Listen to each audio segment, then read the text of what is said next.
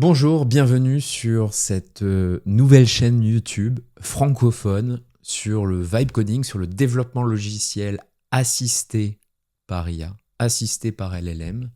Je me présente, je m'appelle Pierre Benardo, j'ai 34 ans, je suis basé à Bordeaux. Je suis aujourd'hui à la tête de plusieurs structures qui font du développement logiciel, notamment assisté par IA. On développe plusieurs types de projets, que ce soit site internet, SaaS, des MVP, des POC, des agents, mais également des produits qui sont basés soit sur l'IA, soit sur la blockchain. Ça fait une dizaine d'années que j'évolue dans le monde de l'entrepreneuriat, du développement produit, du développement logiciel. Et depuis 2-3 ans, nous faisons face à une nouvelle révolution qui est le développement assisté par LLM. Aujourd'hui, c'est une passion. Aujourd'hui, c'est mon métier. Aujourd'hui, avec humilité, c'est aussi mon expertise, même si j'ai encore beaucoup de choses à apprendre. J'interviens régulièrement dans des entreprises, notamment auprès d'ingénieurs logiciels et de développeurs full stack, pour comprendre les enjeux du développement informatique assisté par LLM. Depuis plusieurs mois, je voulais lancer cette chaîne YouTube. Le temps pour moi également de structurer comment j'allais pouvoir apporter de la valeur sur le YouTube Game. Le temps pour moi également de m'équiper micro, caméra et de quoi enregistrer, je l'espère, du contenu qualitatif. Dans cette chaîne YouTube, nous allons voir différents aspects de l'utilisation des LLM. 80% des vidéos que je vais faire seront autour du développement informatique assisté par LLM.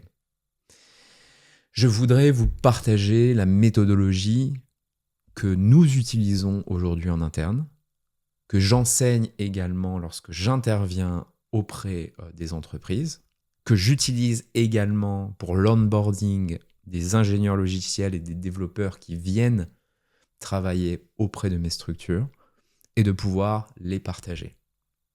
Je parle d'une méthodologie aujourd'hui puisque je me suis lancé dans le développement LLM il y a maintenant 2 ans et demi, si je me souviens bien. Des erreurs, j'en ai fait des tas. Les LLM ont besoin d'un cadre et d'une structure. J'aurais tendance à dire qu'il y a une frontière aujourd'hui entre ce qu'on appelle le vibe coding et le vibe engineering.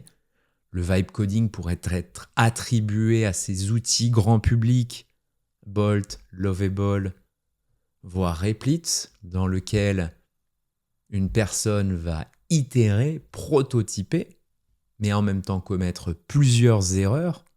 Si cette personne décide de lancer son logiciel vibe codé en production, par rapport à une méthodologie de vibe engineering qui est du vibe coding augmenté par une méthodologie de développement efficace. Alors cette méthode, on pourra l'appeler vibe engineering ou vibe coder, DR, peu importe, c'est exactement la même chose.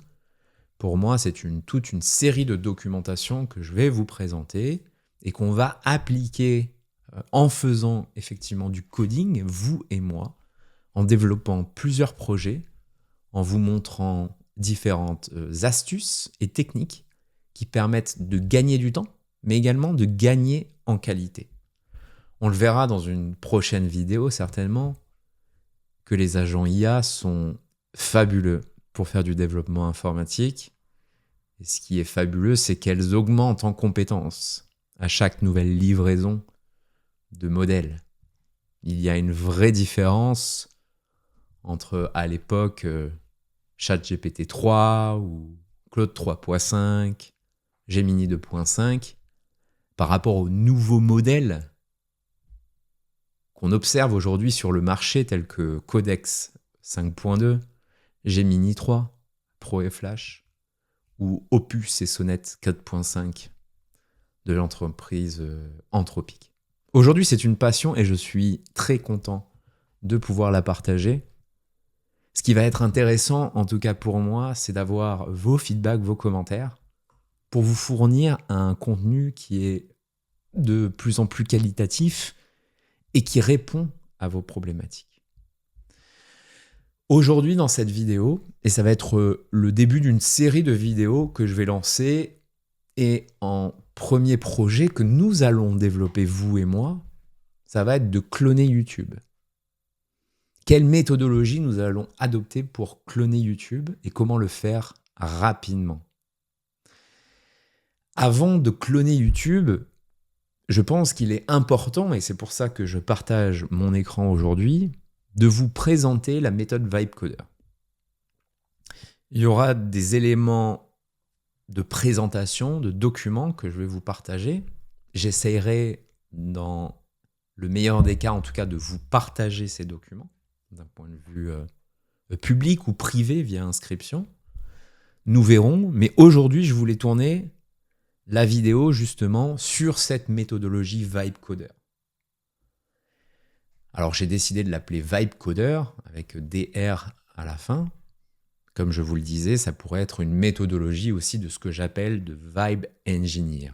J'espère que vous comprenez la différence entre ce que c'est du vibe coding grand public à travers Lovable, qui permet effectivement de faire du prototypage et des choses qui sont très bien, et une méthodologie effectivement conçue pour se discipliner sur l'utilisation des LLM. Aujourd'hui, quels sont les problèmes des LLM? Les hallucinations, le code spaghetti, les problèmes de sécurité, le manque de tests, la perte de contexte, les duplications. Les problèmes que j'ai pu rencontrer dans mes milliers d'heures de vibe coding, et notamment grâce aussi à ce que j'ai vu de mes équipes, qui sont tous à la base des ingénieurs et des développeurs logiciels traditionnels. Aujourd'hui, c'est vous montrer ces différentes limites de LLM et de pouvoir en tout cas en tirer le meilleur des bénéfices. Aujourd'hui, un orchestrateur, un vibe coder, c'est un orchestrateur. C'est un chef d'orchestre de LLM qui va piloter plusieurs agents. On ne parle plus de développement logiciel, mais on parle de prompting de développement logiciel. Mais ce qui est important, c'est que avant de rentrer dans cet écosystème, ce n'est pas pour monsieur et madame tout le monde. Néanmoins, monsieur et madame tout le monde peuvent en tout cas apprendre les grands principes et commencer à développer leur premier projet. Même si on est énormément assisté par l'IA, pour comprendre en tout cas l'architecture d'un projet qu'on souhaite construire, on a besoin quand même d'avoir une base macro de l'ensemble des systèmes qui sont impliqués dans le développement logiciel. Je parle de qu'est-ce qu'une base de données, qu'est-ce qu'un front-end, qu'est-ce qu'un back-end, qu'est-ce que des API, qu'est-ce que GitHub, qu'est-ce qu'un environnement de développement versus un environnement de production. En tout cas, ces notions sont essentielles. Ce que j'aime également avec le vibe coding, c'est qu'aujourd'hui, grâce au vibe coder, au vibe coding, je suis un meilleur développeur. J'apprends chaque jour. Même si c'est moi qui pilote et qui valide ce que les IA me proposent, le niveau de connaissances que j'ai acquis pendant ces 2 précédentes années est très largement supérieur à tout ce que j'ai pu apprendre depuis 2014, quand je me suis lancé dans le développement web. Ce que je vous propose dans cette première vidéo, qui est un peu théorique, c'est effectivement de voir les principes, la méthode et les différentes déclinaisons du vibe coding que j'appelle la méthodologie vibe coder. Aujourd'hui, le vibe coding, la méthodologie vibe coder, c'est un constat qui est simple, mais qui est également brutal. C'est-à-dire que lorsqu'on utilise une IA sans méthode, c'est comme coder sans architecture. C'est comme construire une maison sans avoir fait de plan. Parfois, ça marche, effectivement, mais jamais longtemps et jamais à l'échelle. C'est-à-dire que vous pouvez effectivement commencer à développer votre site internet et votre SaaS sur Lovable, de le mettre en production. Mais peut-être que vous allez avoir des problèmes de scalabilité, des problèmes de performance, des problèmes de maintenir le code. Lorsque moi je fais du développement logiciel, j'ai toujours au coin de ma tête, si demain j'ai une équipe technique qui vient reprendre la main sur mon logiciel, est-ce qu'il serait suffisamment à l'aise de reprendre ce logiciel? Est-ce que c'est suffisamment bien organisé et documenté pour que n'importe quel type de développeur, demain, puisse prendre le relais sur ce que je fais? Aujourd'hui, on a un problème dans le vibe coding, c'est ce qu'on appelle le prompt au feeling. C'est-à-dire, vas-y, je veux que tu me crées le clone de YouTube. Ah, ensuite, je verrai bien l'espace de connexion avec le mot de passe oublié. Ah, ensuite, je verrai bien la fonctionnalité de uploader des vidéos. Ah, ensuite, les vidéos, j'aimerais bien qu'elles aient ce... Voilà, on va prompter en fait au feeling, alors que, selon moi, la rigueur dans le vibe coding vient d'une préparation qui est faite de manière chirurgicale. Ça ne veut pas dire que si on prépare, on ne peut pas changer en cours de route, mais le fait de préparer, d'anticiper comment fonctionnera la base de données par rapport au back-end, par rapport au front-end, quelles seront les customer stories, c'est-à-dire comment l'utilisateur, effectivement, va s'inscrire sur ce clone de YouTube, va uploader la vidéo, comment la vidéo va être compressée, comment elle va être hébergée, et comment derrière elle va être rendue pour ceux qui vont visionner la vidéo. Comment elle va être rendue, par exemple, pour ceux qui sont sur mobile avec une connexion 3G, 4G qui est faible par rapport à des personnes qui sont en haut débit. Voilà, en fait, c'est de pouvoir anticiper toute l'architecture en amont et de pouvoir permettre un développement qui sera fait de façon chirurgicale et méthodique, et surtout logique et cohérent. On en parlait, le problème avec les IA aujourd'hui, c'est que le contexte se perd. Vous verrez dans ma méthodologie de travail, j'utilise Cursor, les agents IA de Cursor, j'utilise le CLI de Codex, de Gemini, de Claude. Et en ayant plusieurs IA, généralement je travaille avec 4, 5, 6 IA en parallèle qui font des choses qui sont différentes. Et bien sûr, un projet peut me prendre des semaines, voire des mois. Donc, il y a un besoin en tout cas de rappeler le contexte à chacun des agents en fait qui vont travailler sur les tâches spécifiques que vous souhaitez leur faire faire. On sait que les spécifications vont se dégrader.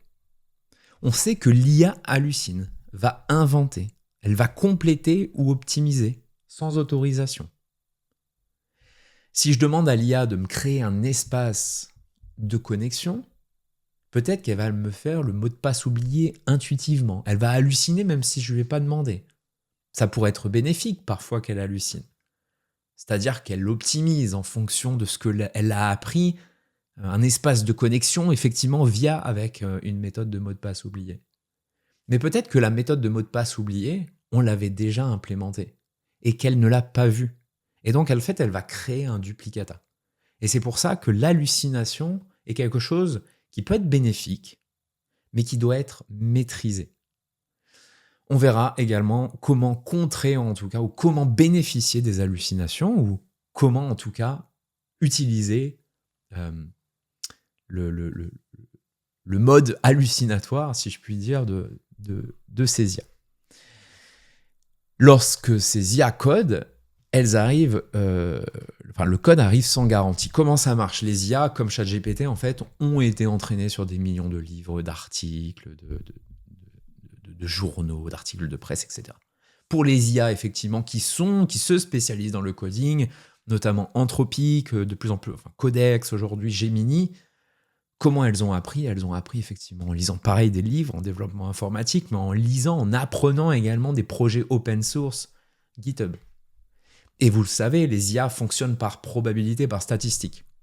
C'est-à-dire que, si on prend une phrase, par exemple, prenons le corps humain, l'anatomie. Si je parle effectivement de mon coude, il est plus probable que dans la même phrase, on parle du biceps, on parle des tendons du coude, ou on parle effectivement des articulations du poignet, plutôt que de parler de la chaise de mon bureau ou de parler également des poubelles qui doivent être sorties le mercredi soir. L'IA génère par probabilité, par statistique. Et donc, quand on lui demande effectivement une page de connexion, elle va aller rechercher dans sa mémoire de LLM, en fait, tout ce que statistiquement est probable et générer du code dans cette dynamique-là. Lorsque l'IA recrache du code par rapport à ce qu'on lui demande, effectivement, ce code, il va falloir le tester, voir sa qualité et voir s'il est aligné effectivement par rapport à ce qu'on avait prévu.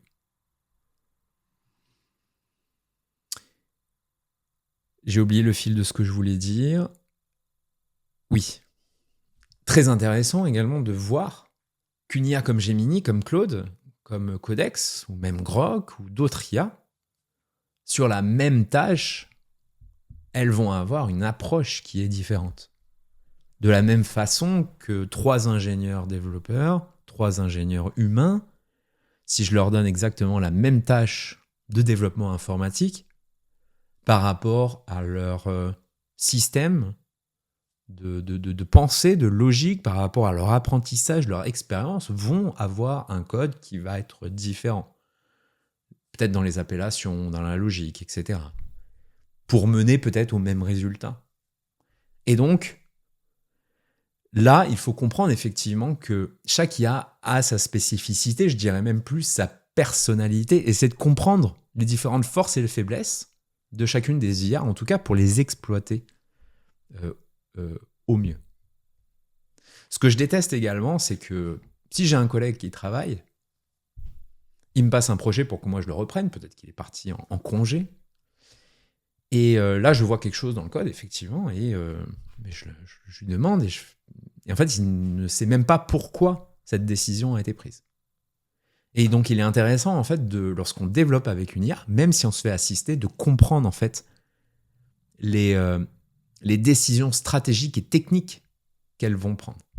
On n'a pas besoin de maîtriser ce qu'elle maîtrise elle en termes de coding, mais de maîtriser en tout cas la logique qu'elle a voulu prendre pour développer telle ou telle feature. Et je pense que ce qui est important, c'est de suffisamment bien comprendre là où elle veut aller lorsqu'on lui demande quelque chose, et de pouvoir également documenter ou commenter les décisions qui ont été prises, en tout cas entre vous, l'opérateur, et l'IA. Tous ces problèmes qui sont liés au développement avec l'IA, bien sûr, c'est la dette technique, la dette produit. C'est-à-dire que parfois, on veut avancer vite sur des développements, mais on va laisser derrière nous énormément de dettes techniques qui seront dures à reprendre. Ma philosophie, c'est que lorsque je termine ma journée, je laisse 0 dette technique. Ou lorsque je termine ma semaine également, je fais un nettoyage complet de dettes techniques, de duplication, de code spaghetti, de code mort. C'est normal de laisser de la dette technique. Parce qu'on teste une chose, on en teste une autre, on va laisser du code mort, peut-être que on va vouloir prendre une autre direction et qu'on ne s'est pas rendu compte qu'effectivement on a laissé cette fonction qui n'est pas forcément utile. Voilà, il y a plusieurs hypothèses pour lesquelles de la dette technique pourrait apparaître. Et dans notre système de méthodologie, important en tout cas de nettoyer cette dette technique. La dette technique, elle n'est pas exclusivement liée au LLM. Une très grande entreprise, une multinationale de l'IT, développe des logiciels qui sont utilisés à grande échelle et reconnaissent que s'il fallait corriger toute la dette technique, ça leur prendrait... j'entendais la dernière fois le CTO d'une très grande travel tech qui disait que pour en tout cas nettoyer la dette technique, il faudrait 1000 jours hommes pour le faire. Voilà. Ça ne veut pas dire que dette technique égale un logiciel qui est difficile, qui ne va pas fonctionner, mais dette technique égale maintenabilité qui est difficile. Et je dirais même passation qui est difficile. Aujourd'hui, la plupart de mes clients, ce sont des clients qui ont travaillé avec des boîtes informatiques dans le passé, Les ingénieurs qui étaient là sont partis, ils ont travaillé sur autre chose. Aujourd'hui, ils veulent faire reprendre leur logiciel par quelqu'un d'autre. Il y a eu une mauvaise passation, une mauvaise documentation, de la dette technique a été accumulée, et c'est extrêmement difficile, en tout cas, de reprendre un projet informatique derrière. Ce que nous, on souhaite développer avec la méthodologie VibeCoder, c'est une réponse structurelle. C'est transformer l'IA en une équipe de projets virtuels. Aujourd'hui, et je vous montrerai dans les prochaines sessions, lorsque je développe un projet, j'ai entre 2 et 6, 7, 8 IA qui vont tourner en même temps, qui vont travailler sur différents aspects. Alors ça peut être des IA effectivement qui vont travailler sur différentes fonctionnalités, ou ça va être des IA qui vont travailler effectivement sur différents aspects du développement informatique. Lorsqu'on prend une équipe de développement informatique, il y a le chef produit, le project manager, il y a le développeur, il y a le QA, celui qui va faire des audits, celui qui va faire du DevOps. On a toute une équipe. Et pourquoi pas appliquer effectivement toutes ces connaissances métiers à des agents IA qui vont pouvoir effectivement travailler de la même façon.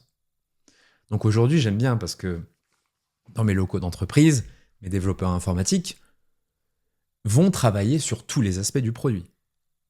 Du développement logiciel, le front-end, le back-end, la base de données, le DevOps, le QA, l'audit, le refactoring, tout ça.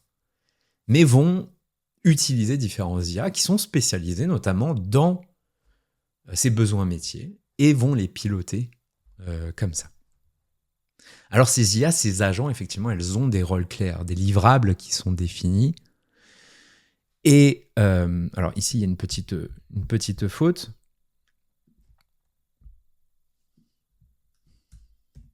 La méthodologie VibeCoder ne cherche pas à remplacer les ingénieurs, ni à automatiser le cerveau. Ce qu'elle va rechercher, effectivement, c'est d'industrialiser la collaboration entre l'humain et l'intelligence artificielle, de rendre le développement IA prédictible et de maintenir une qualité à l'échelle. C'était tout pour cette vidéo. Je vous remercie. Si vous avez apprécié, n'hésitez pas à liker, commenter, à me poser vos questions. Et dans la prochaine vidéo, nous verrons les principes fondateurs du vibe coding. Il est important pour moi, en tout cas, de commencer avec ces vidéos qui sont plus théoriques, partager mon expérience, partager notre méthodologie. Et ensuite, dans les prochaines vidéos, nous irons directement sur les CLI, sur les interfaces IA, sur Cursor, tout ça. Nous ferons effectivement du développement informatique directement enregistré ici à l'écran. Et ces principes fondateurs, je vais vous les répéter, je vais vous les rabâcher pour qu'en fait ça devienne ancré dans votre propre méthodologie. Je vous remercie d'avoir suivi cette vidéo. C'était Pierre. Abonnez-vous, likez, commentez et je vous dis à très vite. Au revoir.